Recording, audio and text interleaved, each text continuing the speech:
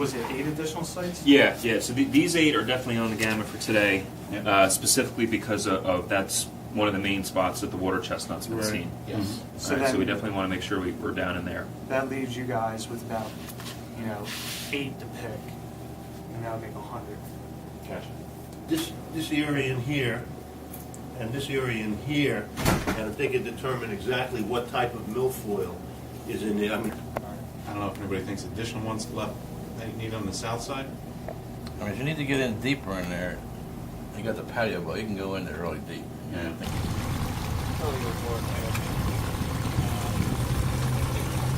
Hi, my name is Paul Cooper. I'm with Princeton Hydro. We're doing the macrophyte survey of Lake Hopatcong. Today we're working in the southern end of the lake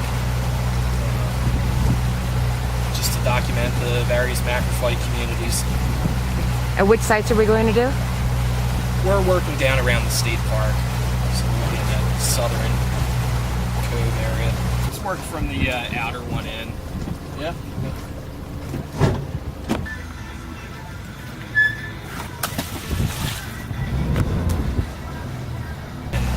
There's 5 quadrat or plot points on each of the transects.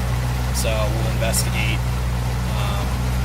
basically a 1 by 1 meter square area at 20, 40, 60, 80, and 100 feet from the shoreline along our transect line.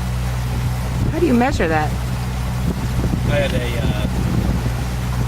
a rope that's marked off, and then we just stretch that out from the shoreline. What, with a buoy? Yeah, there's a buoy at one end. It's anchored on both ends, and there's just marks in the middle. And we just stretch that out and investigate at each of the marks. Okay. And then you pull up the weeds and you identify and then you record them? Yeah, we try to do most of the identifications in situ in the water, but I'll certainly pull some up as we go along, like I said, to make sure that we are able to get any of the species that are down a little bit deeper.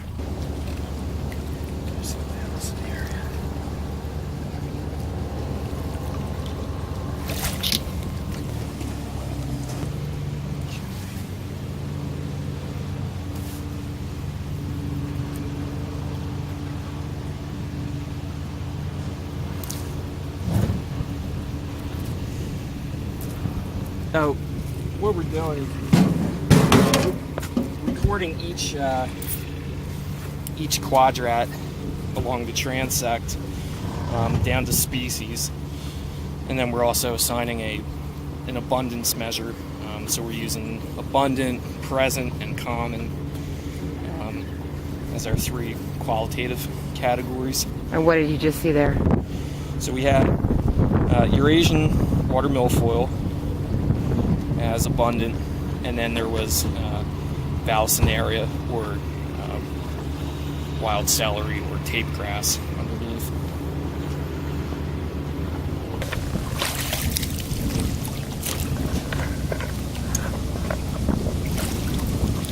I'm also recording substrate composition as well. So it's mostly fine, real fine material in here. Were all 5 points essentially the same? No, it changed a little bit. That's interesting. The milfoil was more prevalent out further and reduced considerably moving in.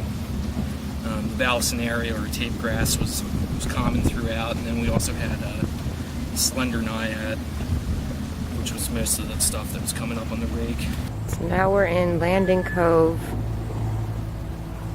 looking for water chestnut. Big rock here.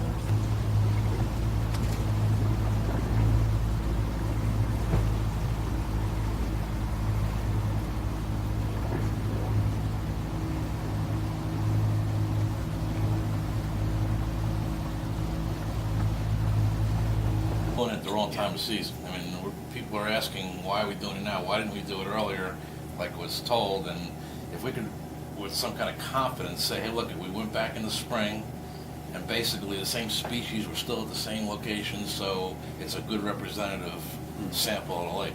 Yeah, the only thing I would say about that is you're going to have a shifting community Yeah, throughout the year. Yeah. I mean, so it's going to be somewhat be different different than you might see in species. June or July.